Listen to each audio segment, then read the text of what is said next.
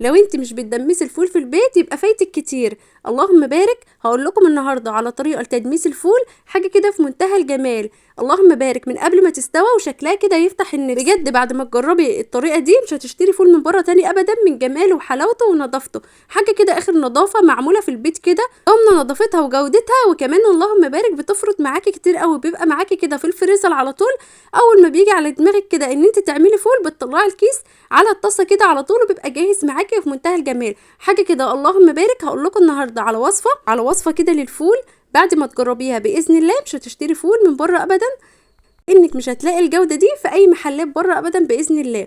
شايفين جمال الفول كده بعد ما استوى؟ حاجه كده اللهم بارك، كهرمان مستوي كده دايب كده، مش زي الفول اللي احنا بنجيبه من بره ونلاقيه كده لسه ما استواش. مش بس كده، كمان لونه اللهم بارك مصفر كده وجميل، وحاجه اخر جمال. اهم حاجه ما تنسيش اللايك الجميل لو عجبك الفيديو، تعملي لنا متابعه حلوه كده. وما تنسيش تعملي شير لاصحابك وحبايبك لو الفيديو عجبك، عشان الفيديو يوصل لاكبر عدد من الناس. اول حاجه هنعملها، هنجيب كيلو من الفول نغسله كده كويس تحت الميه وننقعه كده ليله كامله، او تنقعيه من الصبح وتولعي عليه بالليل. وكمان هنجيب كوبايه من الفول المدشوش ونغسلها كده كويس وننضفها وننقعها برضو في ميه كده مع الفول المدشوش. اللهم بارك. بعد ما بتسيبوهم كده حوالي 5 6 ساعات او ليله كامله، بتلاقي الفوله كده بدات انها تنفش معاكي، وبدا كده حجمها يتضاعف. معانا هنا جزرتين كده مفرومين في الكبة، معاهم معلقة صغيرة من الثوم، كوباية من الفول المدشوش، نص كوباية من العدس، طماطمايه كده معصورة في الكبة زي ما انتوا شايفين. لو مش عايزة تعصروها في الكبة تقدروا ان انتوا تبشريها. معانا بقى البهارات، نص معلقة من الكركم، نص معلقة من الشطة، نص معلقة من الكمون، معلقة صغيرة من الكزبره الناشفه، ونص معلقه صغيره من الفلفل الاسود. ما تستغربيش خالص ان انا هحط البهارات كده على الفول من الاول، بجد بتخلي الريحه والطعم في منتهى الجمال. بتحسي كده ان انت مش بتدمسي فول في الشقه، لا بتحسي ان انت بتطبخي حاجه كده طعمها حلو وريحتها لذيذه. اللهم بارك، ريحتها كانت في منتهى الجمال. غير كده انت ما بتحتاجيش اصلا ان انت لما تيجي تجهزي الفول تحط عليه حاجه خالص، هو بيبقى محطوط عليه كل حاجه. جبتي بقى كده الفول حطيته في حله، وحطيت عليه الفول المدشوش والعدس، وحطيت عليه الجزر والثوم والطماطم، وحطيت عليه كمان البهارات، وقلبته بالشكل اللي انتوا شايفينه ده. بس طبعا الحله طلعت صغيره، فانا بعد ما ضفت الميه نقلته في حله تانية، لان طبعا الفول من الحاجات اللي بتقعد فتره طويله على النار، فعشان ما تبهدلكيش البوتاجاز، فانا بعد بصراحه ما حطيته في الحله دي استصغرت الحله شويه ونقلته في حله كبيره. حطيت بقى الميه وقلبته كده زي ما انتوا شايفين. اللهم بارك، شكله قبل ما يستوي يفتح النفس. اللهم بارك، والريحه كانت تحفه.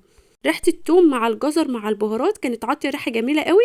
وفي تكايه هنحطها دلوقتي ضروريه قوي عشان الفول ما يسمرش مننا ولا يحصل له اي حاجه، وهي ان احنا نجيب عصره ليمونه كده ونعصر الليمونه كده على الفول قبل ما يستوي خالص. ده بيحافظ على ان الفول ما يسودش معاكي، ويفضل معاكي لفتره طويله كده في التلاجة او في الفريزر، ما يحصلوش اي حاجه خالص وما بيسودش منك ابدا.